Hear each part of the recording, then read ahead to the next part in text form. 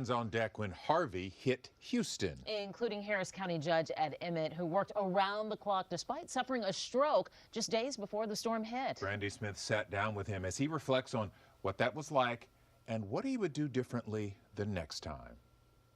How do you prepare for something unlike anything you've seen before? Judge Ed Emmett says that's easy when you have a team like he does at the Harris County Office of Emergency Management.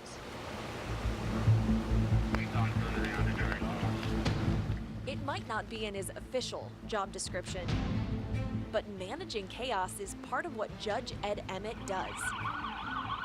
In his years as a Harris County judge, he managed the response to the Memorial and Tax Day floods, but the forecast for Harvey was hard for even Emmett to believe.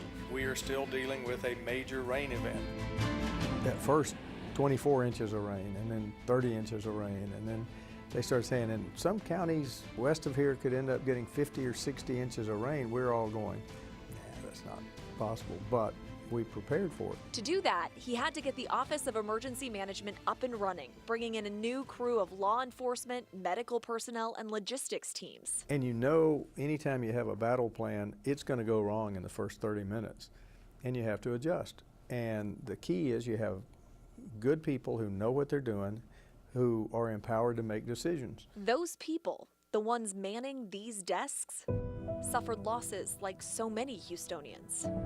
There was a point where there were 2 tornadoes going parallel up in northwest Harris County, and one of the deputy constables in there was watching it go right at his house. I mean, you're standing next to somebody who's watching a tornado track right toward his house. How do you deal with that? Emmett's family feared they might lose a lot too.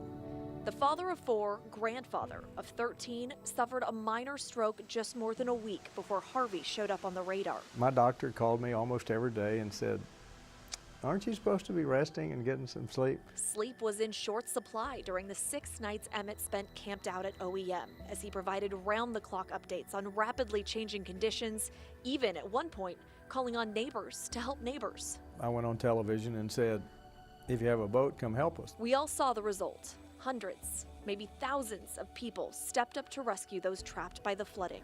Did you expect to see that kind of response at that level? Yes. What he didn't expect came later, after he left OEM for the first time, driving to his daughter's house. And when I turned on her street and saw those piles of debris, I just lost it. I said, "You got to give me a moment," and I pulled over to the curb and just lost it. Those massive piles. Whole lives. You see whole lives out on the curb. A vivid reminder of that chaos Emmett feels responsible for managing. I'm the face of an organization that does its job very well. Harris County really does have the greatest professional Office of Emergency Management, I think, in the entire country.